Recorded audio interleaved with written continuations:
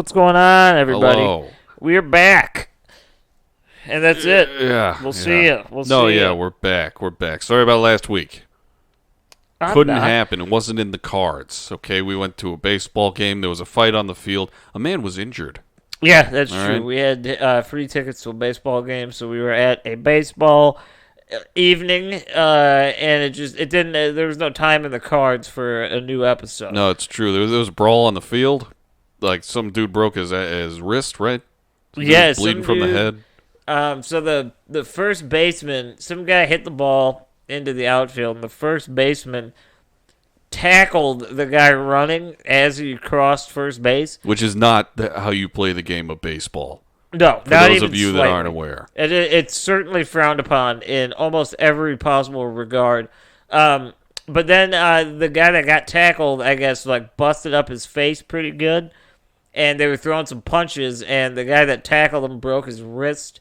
And then the benches were clear. It was a cesspool of activity. So he's an idiot enough to tackle someone and also not keep his wrist straight when he punches someone. Yeah. So he's a fucking idiot. Yeah. But that's what we were doing last week. So yeah, we're here to doing this episode. I'm gonna be more learning along with you guys because my extracurricular time was otherwise taken up these past weeks. Yeah. But so Grant's gonna tell us about something fucking horrific. Yeah, so what we're going to do today, it kind of goes along the lines of what we're used to hearing on this show. Also with the Nazis. Yeah. All right? I don't think we've done anything about Nazis at all. Not really. We've mentioned them in passing, but everyone knows who they are, so you know. Yeah, it's like you don't need more information on the fucking Nazis because you know what you're doing. Now let's just say, after hearing about this guy and reading a little bit about him, this is going to be the complete exact opposite of what we've been doing with all the wholesome shit. Oh, yeah. This is no roofman robber. So this story, the reason I found it interesting, because I feel like the Nazis could be, obviously, they could be a series of episodes just about them in general, as well as like the crazy atrocities that they did. Dude, if we had a podcast for as long as we've had this one, we could talk about them endlessly.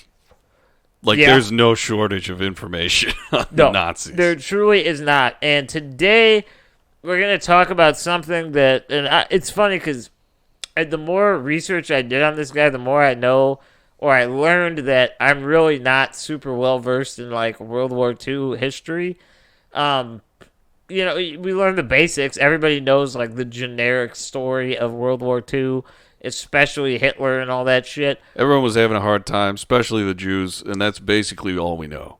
Yeah. Or all we're taught in public school, at least. There's a lot more to it, and this guy, today we are talking about none other than a man named Oskar Dirlewanger. Oskar with a K. Yes, with a K, and his last name is spelled Dirlewanger. So that's just funny. It's just Wang. A Wanger. Yeah, a little levity for this topic. Wang Computers. Wang. Wang. Anyways, so we're going to go ahead. We're just going to jump right in. So Oskar Dirlewanger was born in 1895. He grew up, his father was a merchant, so just like a sales guy, just kind of doing their thing. Yeah, he's just selling stuff. And his mother was also sort of like a housewife, part-time employee, like normal people. Normal people for 1895 Germany, okay? Sounds about right. Living their day-to-day. So he joined the German army in the year of 1913. The reason I'm jumping this gap so far, there's really not like a crazy amount of information about his childhood, because at the end of the day, he was just like a Nazi, so no one really took the time to like profile this fucking guy. They're not like, oh, what could have caused this? It's like, no, it was a huge movement. A lot of people fell victim to it in many senses. He in no way was the only one, but we'll get to the reason eventually. You'll see why we're talking about this guy. So in 1913, he joins the German army, okay? So on his first mission, he was sent to march with the troops through Belgium. And by 1917, he was moved over to the Eastern Front. So that's where he was kind of seeing, like, the real bad shit of World War I. Yeah. Because during this time, the Russian army was pretty much fucking defeated. Like, they were done. So what he did get to see of the Eastern Front was pretty much a decimated Eastern people, torn up towns, fucked up worlds, people that are just dirty and beaten and not alive. This is the dirty people that are the worst. Yeah, and I don't mean dirty in the sense like they're bad. Just like normal people walking around with like scuffs on their cheeks or something. Like, oh God. Yeah, these are just people that have been ravaged by war for the last 5 years. Yeah. So they're really not in the best of spirits. And this is where a lot of historians point to how Dirlewanger got more involved with the Nazis, because this led actually a lot of World War I troops to get this sense of superiority from seeing the Eastern Front like this. It was his aha moment. Yeah, where it was like, even though the Germans were not doing so hot themselves, they were certainly not as battered as the Russians. So it was, for them, it was like, oh, well, these people are just fucking gross. Like, they can't even lose, you know? So him seeing the Eastern Front of Belgium was basically him just going like, you should see the other guy. Yeah. Like one of those. And he got a bit of a reputation as being kind of not a lone wolf, but a guy that plays by his own rules, you know? Yeah, like a rule breaker. Yeah, James Dean type he saw himself as. Because during the German Revolution, he was actually told to surrender by the commanding forces and by his leaders in the military, and he decided that just wasn't for him. So through sheer luck and just weird trials and errors, he actually brought 600 men back to Germany safely from being captured or killed. And I'm sure that was enough for him to pretty much say, like, yeah, I can pretty much do anything I want now. Yeah, so he especially not taking orders. So Dirlewanger was kind of this is where he got like his badass mentality. Yeah, Mr. You know? Wang. Yeah. Yeah, Wang Computers. Or I just keep bringing back the Martin shirt from The Simpsons. Wang Computers. I don't get it, but I mean I get it, but like I don't know if it's a real thing or just like stupid, but it's fucking great. I don't know if I've ever heard anyone refer to a penis as a wang, like in the wild. Yeah, it's only ever been on TV, but it's just gold. It is. It's a nice like soft way to say it. You know, it's like, oh, you're being a wang. Oscar Wang. Yeah, you're being a wang. Wang. What's up, Wang? Anywho, in 1919, he enrolled in the University of Mannheim. This is where he had joined the German Nationalist Protection and Defiance Federation. And this was sort of like, this was the Nazis before they were Nazis, you know, kind of like these weird like fascist beliefs. Oddly, it sounds more official beforehand. Yeah, it does. It's a federation. Are you shitting me? So obviously this shows, you know, early indications that this dude might have some anti-Semitic tendencies. Yeah.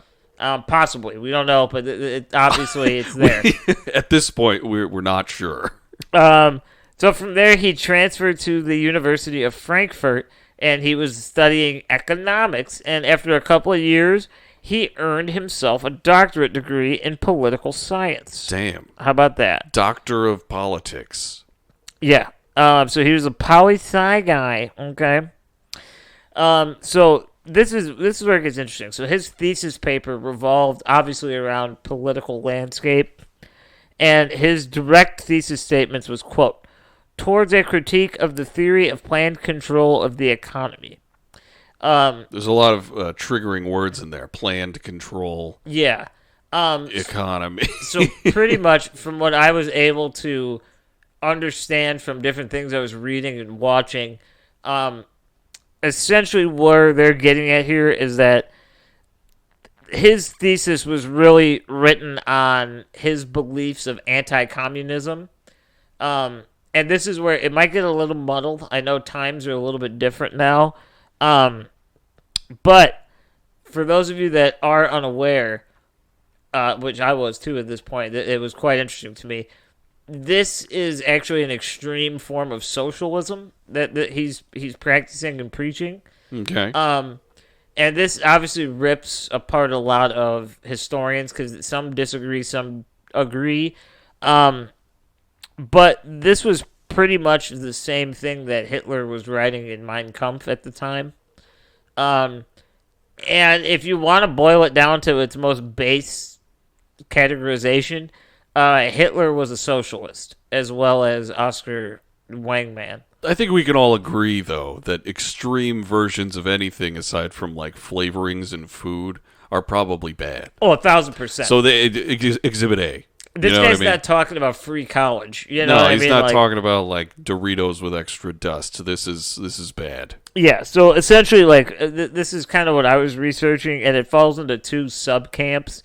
And so, like, some are, like I said, some are saying that this is actually anti-socialist, but the way the historians describe it is that there's Marxist socialism. It's so socialist. It's just the exact Yeah. opposite. So it's Marxist socialism and anti-Marxist socialism, okay? All right. And pretty much the only thing that unites them is that they're both against communism. Like, they're neither of those ideas want communism. Yeah, the okay? enemy of my enemy is my friend. So this is where fucking Dirlewanger, sorry, Wang.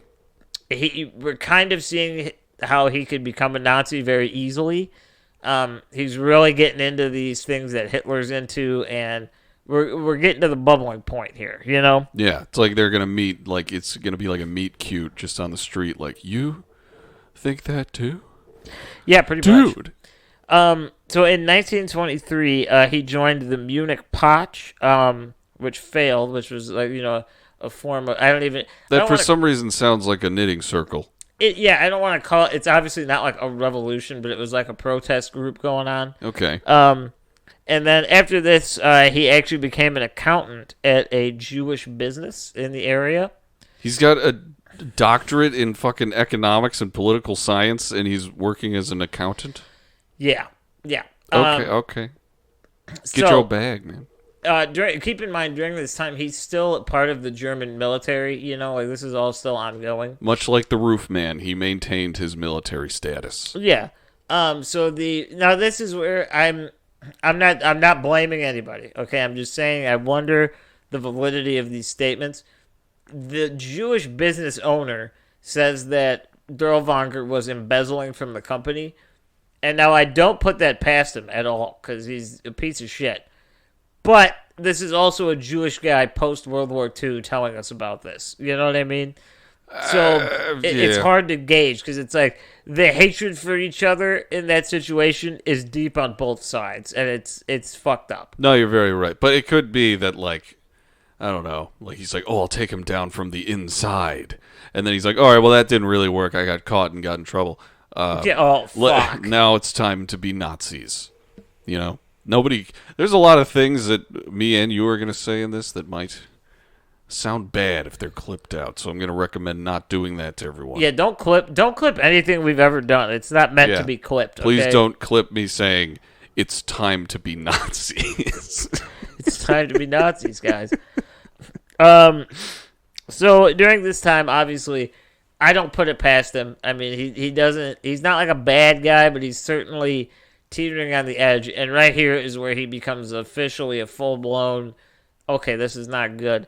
After this, he's working at the place, and he's still kind of active reserve military, you know? Yeah. So he rapes a 14-year-old girl who was part of the Hitler Youth. Oh. So he rapes her, and he was also caught drunk driving in a German military vehicle. And for this, they stripped him of his military status. They sent him to prison for 2 years, and they even stripped him of his doctorate degree. So he had nothing. He wasn't using it very well anyway. He was a fucking accountant, and he was stealing.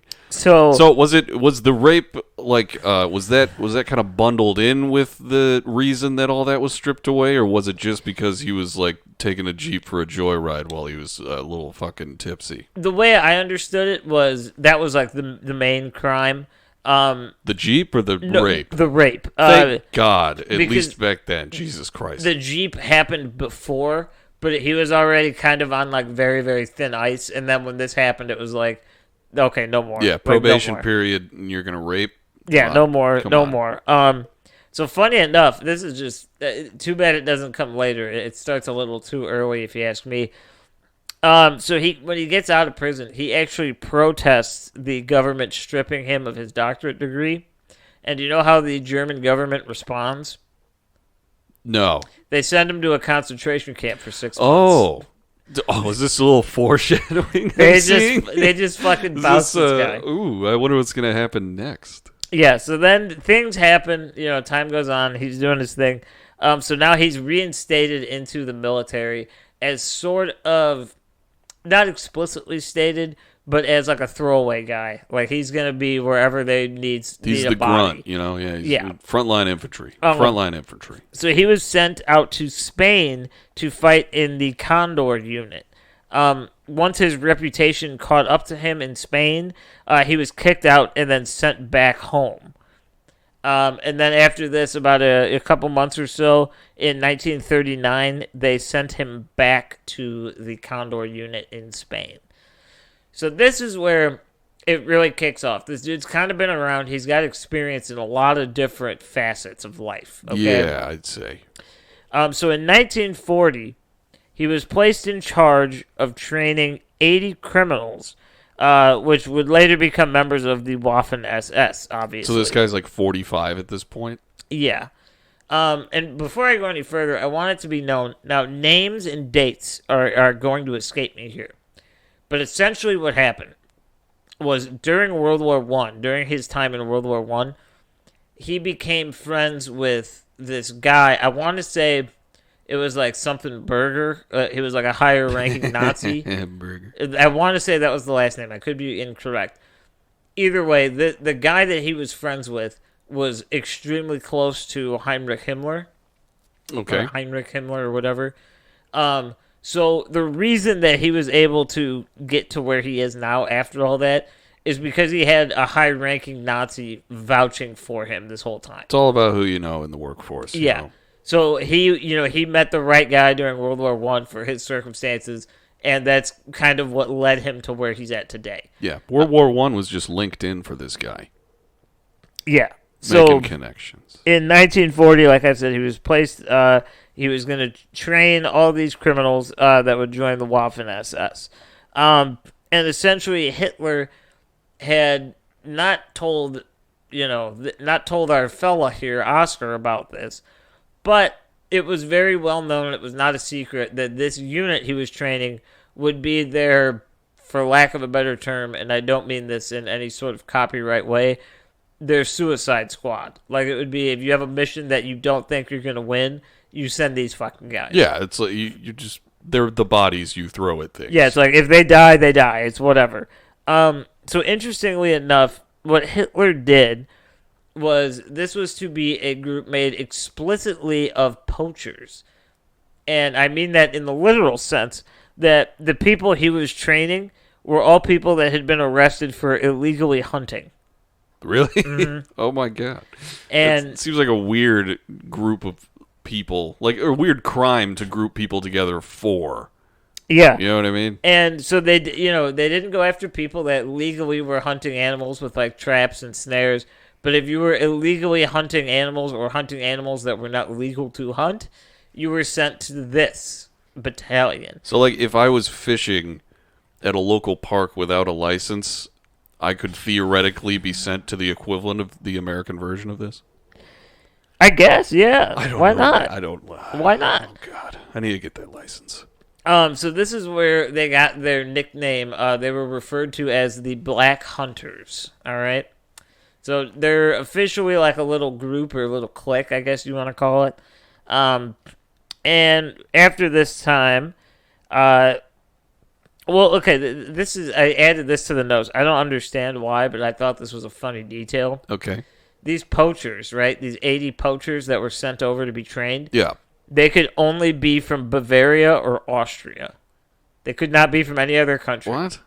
Like that was like in the orders, like only these guys. And the fucked up thing that makes almost no sense, or maybe just doesn't have enough clarity on it, this was ordered directly from Hitler. Like this decision. I don't know, man. Maybe I know Hitler was Austrian. So maybe he like had some bad experiences as a child with hunters. Yeah, I don't know. So like I said, 80 of them were let out of prison and they were sent over to train. Only 55 were able to pass what was considered like their physical exam. And then the other ones, the other 25 remaining, were sent back to prison. So they were just recycled and like, sorry about you, you're fucked. Prison for you. So what they did is they kind of bounced them around different parts of Europe. And what their job was in Germany was essentially policing. So they were going up and down. They were the guys that were always out in the street kind of checking shit out. And this is where they really got a big hand in the black market. It's believed that it would be like drugs and guns. They were selling shit. Yeah, I mean, Nazis love amphetamines. Mm-hmm. And then as well, they were doing some mafia type shit, and they were extorting the businesses that were still open. Now, keep in mind, a lot of these businesses were not open anymore, but the ones that were pretty much being protected against their will by this battalion. Yeah. Protected in threat of being attacked. Yeah. So what happens here is their numbers start kind of growing over time. And this is going to come back up a little bit later, too. But they would go to mental hospitals and prisons and select the people that aren't going to get out, and then they would bring them into this battalion. So it was already a fucked up group, and now they're adding more fucked up people. They're hand-picking people who are definitely not going to get out of asylums to be with them? So the reason that, at least this is what I understand from this, is that I think that he was possibly asking for reinforcements or more people to join. And obviously they didn't want to give up like good soldiers for this. So it probably was just understood that it was like, well, if you can recruit them, you can have them, you know? Jesus. And that's exactly what they did. So their numbers are growing. By this point, they're actually organized enough with enough members to be considered a battalion in the German army. Jesus Christ. He's in the army, but he's like, it's all grassroots for this guy. It is. It's it real completely weird. is. So at this point, the numbers are a little bit shady, but they do increase, and it gets up to multiple hundreds at a certain point. Good Lord. So during this time, like I said, we started with a little bit under 100 people. They're definitely over that 100-person mark now. And what they do is Oskar would start giving kill quotas. So instead of just policing, it was like, for the battalion, there had to be a certain number of casualties, whether guilty or innocent, by the end of the day, every day. And Good it had to be Lord. achieved. Oh my God. Believe it or not, as far as reports go, they never missed the quota. They never had a problem doing that. I somehow believe that. What with the word Nazi being involved. Yeah, I'm going to give you a little bit of a hint. You guys can let your imagination run wild until I actually This will be fun. tell you. Yeah. So what they would do is they would circle a village, and then they would kill everybody inside that village after they were encircled. Now, I'm going to go into this. I want you to let your imagination What is there to run. imagine? How do we think this was achieved? Okay, how do we wipe out a village if you're a Dirlewanger? How do you do it? What do you think? Well, first of all, you're armed with a bunch of insane people. Yes. Legally insane people, and they're also armed. So you're armed with armed insane folk. You're circling. I'd imagine you just say go. And then, like, if you're in charge of them, you just say like, go do it, and they'll just it'll happen eventually. I don't know how long these murders of villages took, but I can't imagine it took over like 6 hours. So you're not wrong. It's a little bit more fucked up than that. Okay. I mean, yeah. So what they would do is they would use their guns as a threat.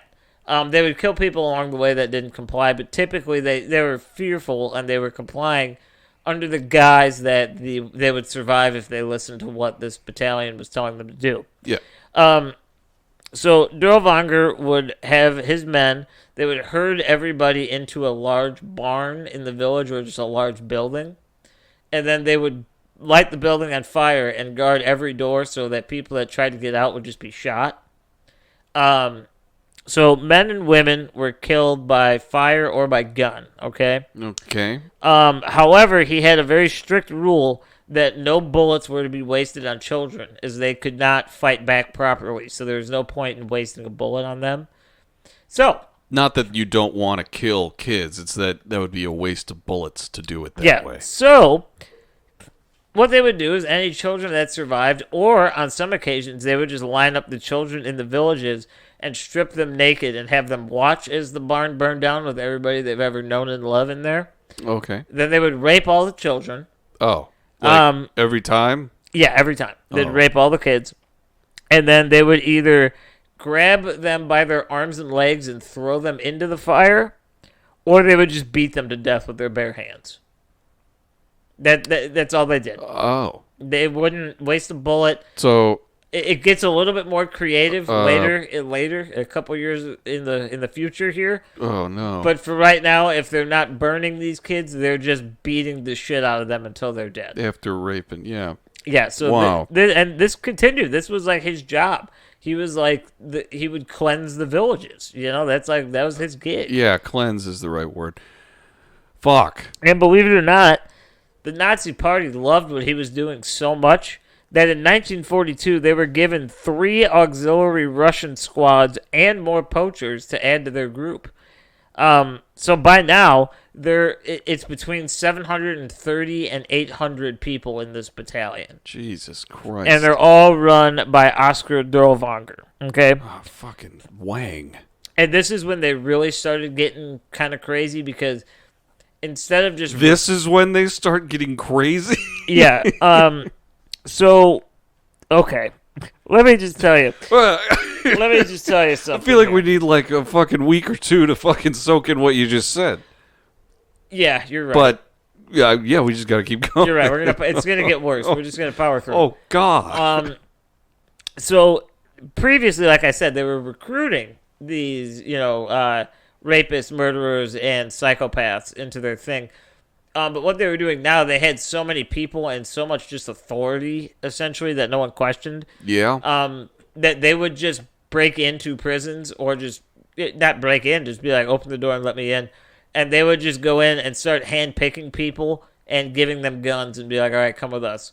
No training involved. Just come on. Yeah, let's go. Pretty much like, here's a gun. We like to rape and kill. Like, this is up your alley. Let's go. Yeah, you know that thing you're in here for? Let's go do that. Mm-hmm. Here's a gun. So, in late 1942, the battalion was sent over to Poland, and their main objective was to capture any resistance forces, okay? Okay. So they started by going after children of Jewish men and women or Polish men and women. Obviously, at this time, Poland is not necessarily the safest place to be, but they're hiding there. No, yeah. What year is this? 1942. Very much not the safest. They invaded in 39, didn't they? Yeah, so you're already fucked at this point. On my birthday of 39. So like I said, they typically went after the kids of Jews and Polish people. And what they would do is they would line them up like cattle, and then they would strip all the kids down. A lot of times they would stripping these kids. A lot of times they would, have have the rape. They would do that thing. And then when they were done, they'd make them stand there naked, and they would inject them one by one with strychnine.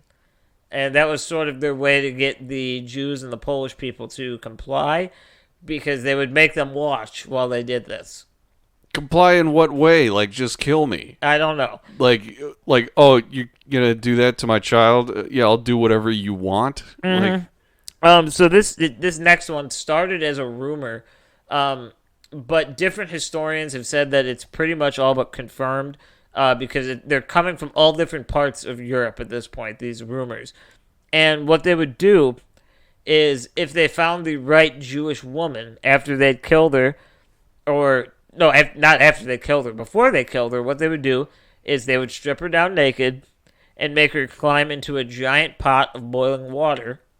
And obviously that would kill her and suffer. That would boil her, yes. So as she's boiling alive, they would throw in horse meat and mix it together, And the reason they did this is because, horse meat, and especially in the hooves, can turn into like a gelatin-like paste.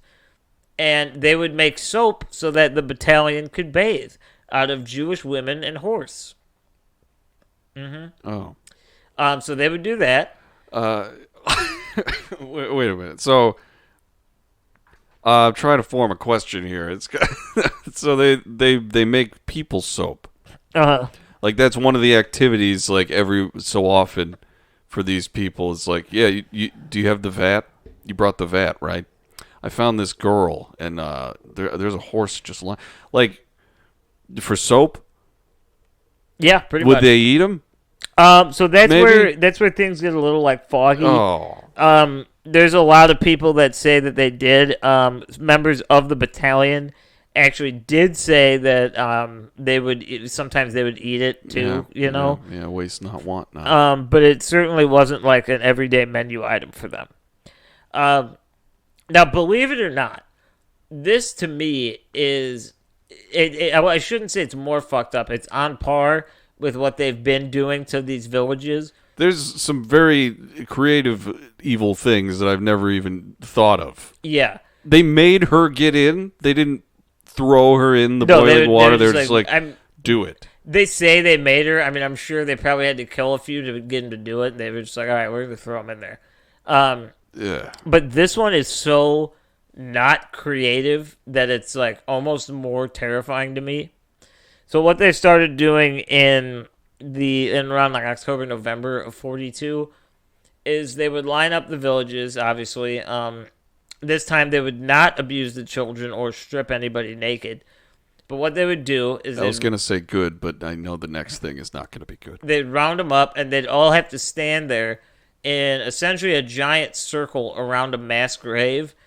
And they would, one by one, just pick a random person in the crowd, and they had a designated spot that they put like a little seat on the edge of the mass grave.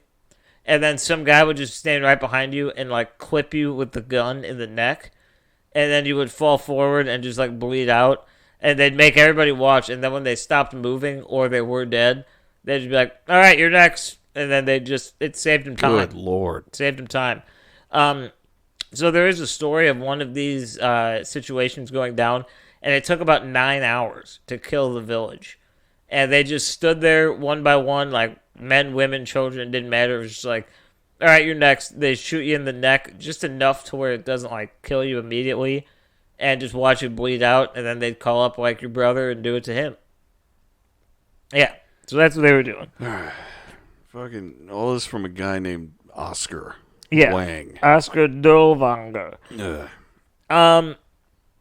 So did he like spearhead any of this? Was he like taking part in like the actual shit, or was he just commanding people to do this? He would take not part, that either way makes it any better. I'm just wondering. He would take part in pretty much everything. Now, interestingly enough, there is no confirmation or story that says that he would participate in like the sexual assault. He already raped a 14-year-old. I think it's pretty safe. Yeah, to say. But it was more of like him watching and kind of getting off on the fact that it was happening. So he was a cuck for his own evil. Yeah, pretty much. All right. So in December of 42, well, actually in like November of 42, this is when Hitler really started ramping up. Like, don't get me wrong, concentration camps and extermination camps were happening. But this is when it was pretty much like, no questions asked. Anyone that you capture, send them in. Yeah, I mean, America's involved at this point. The whole world's going at them. So they're just like, let's kick it into high gear. But yeah, so this is what's going on. Everyone's kind of going a little AWOL here. It's okay. But this is when, what's his fucking nuts? I can't even think of his fucking name. What are his nuts? I don't know what his fucking nuts is. Is it Wang? Wang or Nuts? Which yeah, Durl Nuts. Oskar Durl Nuts. Durl Nuts. So in December of 42, Hitler clarified his earlier statement, saying that any Belarusian people that were suspicious in any way, shape, or form were to be taken in. Women and children can be killed, but they're also recommended to be brought in. So this is, I say this is essentially like when World War II hits its peak, because this is when concentration camps go from concentration camps where people die to anyone brought in is pretty much just systematically eliminated. Yeah, just death factories. Like, it doesn't matter if you're, a healthy young man. This is when, before this, obviously, genocide was being thrown around, but this is when there was no doubt in anyone's mind. It was like, we're witnessing a genocide. Yeah, it's like we are getting Jews and gay people and just any person of color. We're just going to kill them all in these places that we've constructed. Yeah, so this is by like late 1942.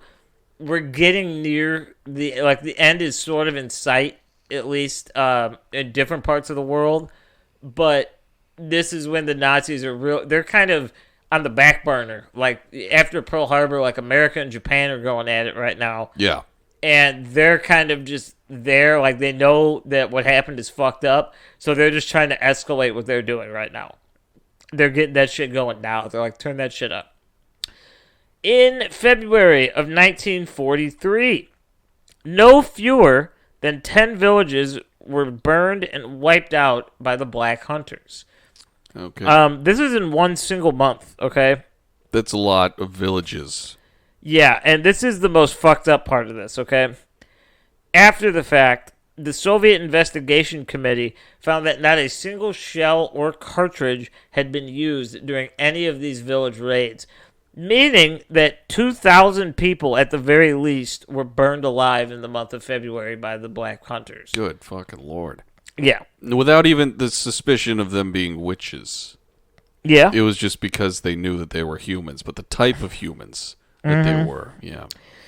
So, by the summer of 1943, Oskar and the Black Hunters were responsible for an estimated 15,000 deaths. Now, keep in mind, they were only in full operation for about 15 months at this point. Months? Yeah, a little bit over a year. What the fuck? Is when they're in, like, full swing, where they have control and they're doing shit. 1,000 people a month. Mm-hmm. That equates to. Jesus fucking Christ. And it is believed that 15% or less of these deaths, of this 15,000 estimated number, were people in what was considered the resistance movements. And those were the people they were targeted with killing. So about 85% of the people that they killed were just there. Like, they were. Yeah, they were just like folks. Yeah, they were not the targets. They were pretty, possibly even innocent to 100% degree. And about 85% of the Black Hunters' kills were of people that had nothing to do with any sort of resistance. All right. So this is where shit gets a little weird. By this point, in late 1943, the Black Hunters are officially seen as expendable by the rest of the Waffen SS. So expendable. This is when they start sending them out to minefields. Their literal job was to just walk the minefields, look for any people that they could kill, and clear out the mines. And by clear out the mines, it's not like throw some bags. It's like, well, if people step on them, that's one less we got to deal with tomorrow. Yeah, I have a strong feeling that they would just grab whoever was around and say, go walk in that field. Yeah. You know, I have a feeling it wasn't them doing it. Yeah, so this goes on for a little bit of time. Now this is when shit gets fucking insane. Okay? The way it keeps ramping up is so unsettling. Because you've been like, this is where it really starts, like 4 times so far. So, yeah, guys, go ahead and take a breather and relax for a minute. Yeah, Jesus Christ. Dude, have you ever seen Caddyshack? Yeah, that's what a fun movie that is, right? That's a good time. Bill I love Murray. The fucking, obviously, the Baby Ruth is like classic. And the Gophers and stuff. I forgot that there were like boobs in that movie. I was like watching it one day, like I think I was at like a doctor's office, and someone must have just put a DVD in, and like they showed like nudity. Yeah. And I was like, I'm at like a doctor's office right now. This is like awesome. Like I'm seeing areolas at a fucking doctor's office. I'm not a doctor. Yeah. All right, back to the Nazis, I guess. Okay, so in 1944, the Black Hunters were sent to the Warsaw Uprising in Poland. So what was going on here was the city of Warsaw, Poland, was trying to fight back in almost any way they possibly could. Yeah. And this lasted for about 2 full months. And during this time, the Black Hunters were present and policing the area for anybody that's going against the Nazi power. Okay? Okay. During this time, Dirlewanger,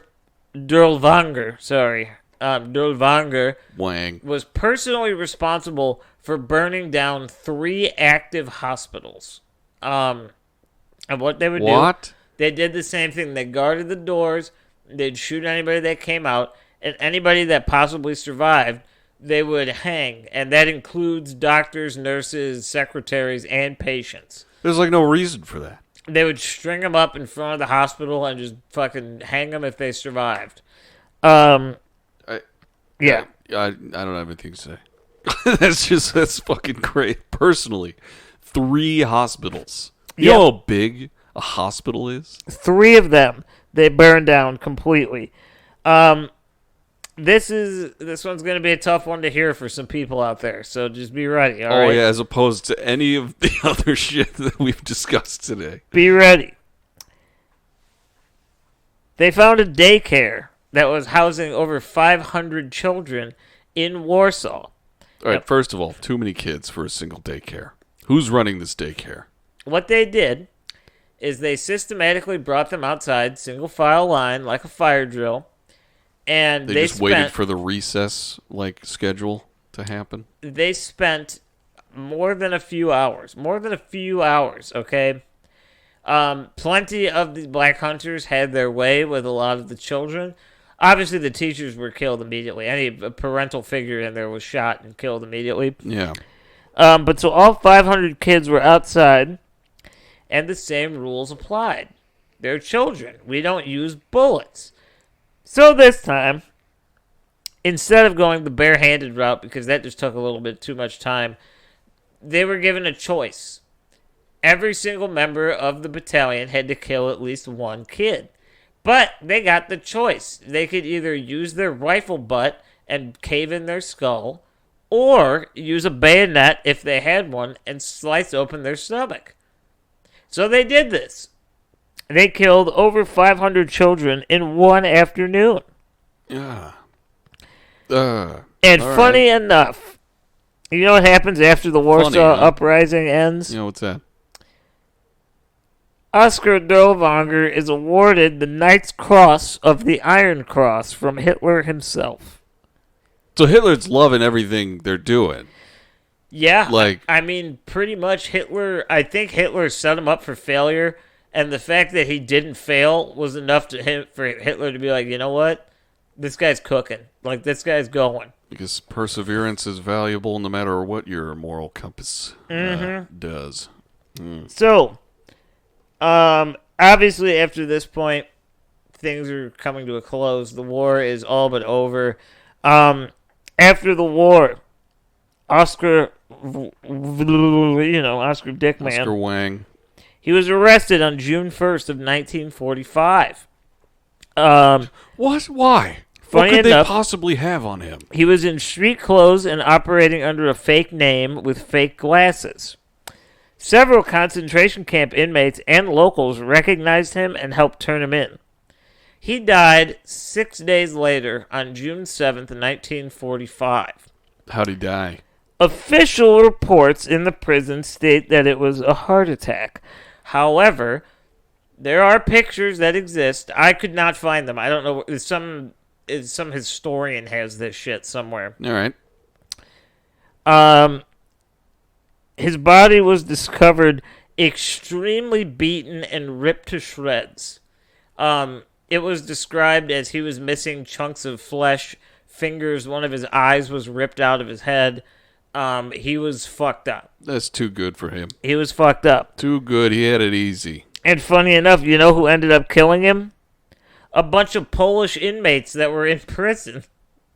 Good. And the Polish inmates did not get in any trouble, as it was officially declared a heart attack by the doctors in the prison. Yeah. And just a fun little throwaway fact. Right before, or immediately after the war had ended and Nazis were gone, He was actually found selling Russian women as sex slaves for the price of 2 beers. Beers. Uh-huh. I assume, like, pub beers. Like, not, like, sealed ones that you could, like, carry around and, like, save or something. Yeah, I don't know. Probably just on his tab. But obviously that did not last very long, as he was dead by June 7th of 1945.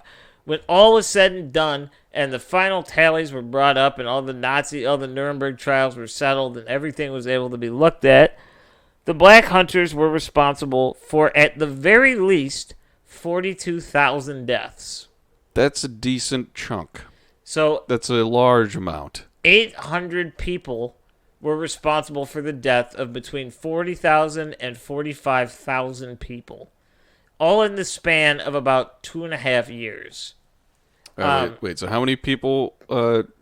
800 roughly? Yeah, were in the battalion? Just for numbers' sake, we're going to say 800 members. And how many people died? 42,000? We'll call it 40,000. That's kind of like the estimated number they're at.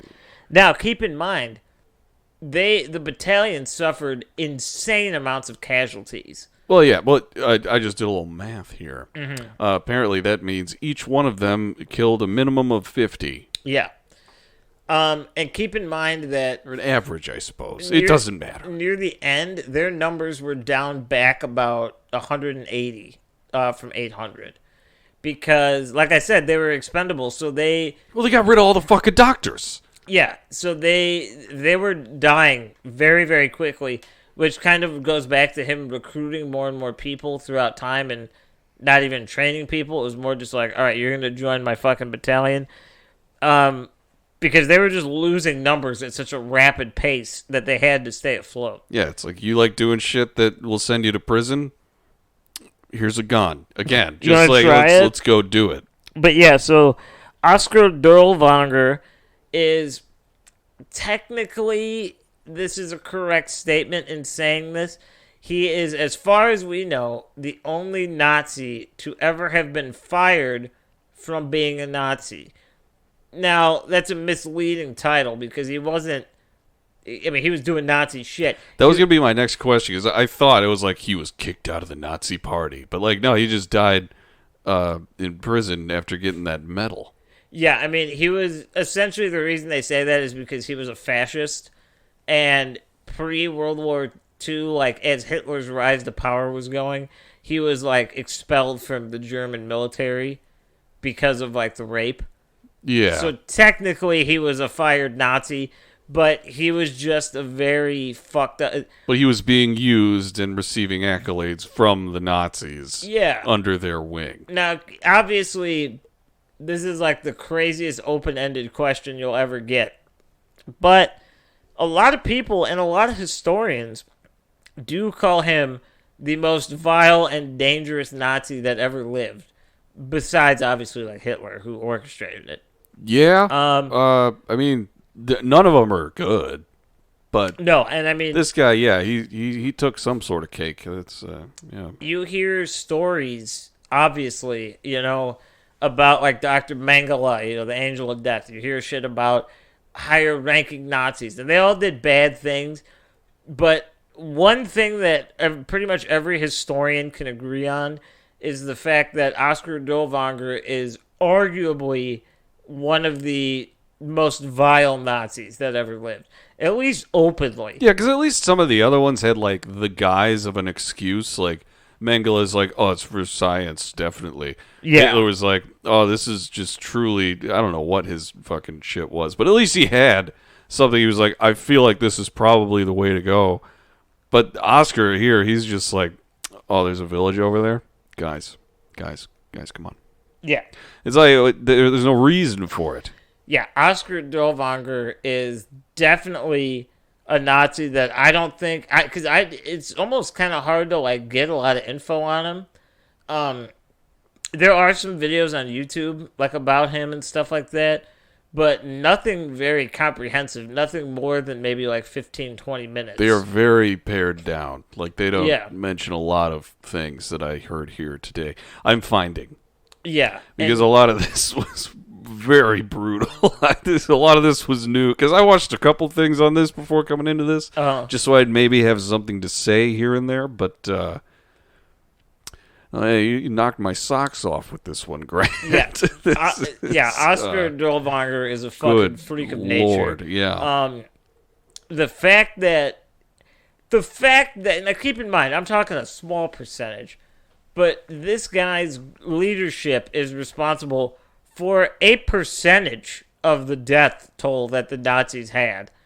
Not a great percentage. We're talking less than like 2%. For any one man to have a percentage at all that's more than one, is insane. Yeah, I mean, well, okay, so let's do the math. We're going to do the most basic numbers. I kind of wish I looked this up first. I'm going to look up. I know there were 6 million Jews, but Jews were not the only people that died, as we've heard in this episode. So, yeah, you're looking up the total death toll of Europe in there, or the Nazi put forward death toll. Okay. What is this? For the sake of numbers, the first thing that I'm able to find, the estimated death toll of the Nazis, when all was said and done, was 16 million. Somewhere in that range. So, if we just do some simple math, where the fuck is my calculator? There it is. I got 16 million typed out. Let's do it. Okay, so 16 million divided by 40,000. What does that give us? As an equation, or as a fuck you. Wait, we did that backwards. I was going to say, it says 400. So 40,000 divided by 16, that's 16,000. That's 16 We've been out of million. school for a couple of years. Okay. So, they are responsible for 1/4% of the entire death toll of the Nazis. That's still a lot. 0.25%. That's quite a bit. And that's less than 800 people are responsible for that.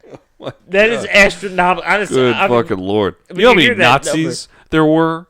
So many. A lot. This guy led these 800 folks to do a 0.25%, and it was so many people. Yeah, and keep in mind, these are all just like estimates. Like there's almost no way to know the true death toll. Yeah. Because we're not talking 50 people. We're talking entire countries that had people fucking annihilated in. Not to mention the people that were killed just from the war itself. Not the fucking concentration camps and just weirdo psycho murderer rapists. Just these dudes coming into town and doing what they do. Yeah, so these guys are they're getting there. Their numbers are way too high for I what hope they should they're not be. getting there. I hope they got to where they were gonna. No, and I was trying to look this up, and there's really no like concrete answer. But the Black Hunters none of them ever made it to the Nuremberg trials because they were either all captured or just dead by that point. So there's no, as far as anyone's aware, there was no the escaped Nazis. None of them were from this specific battalion.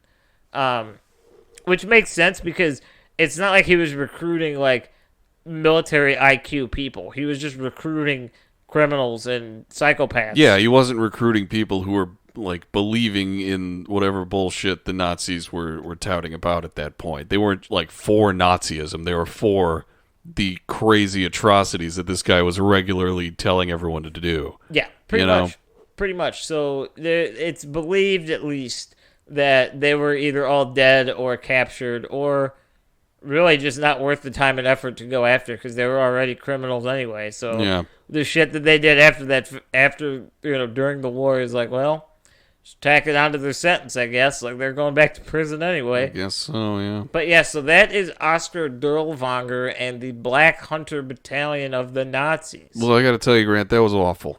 Yeah. All right. It really was. It was very well constructed on in the sense that you presented it well. Hey, but what you presented was fucking just.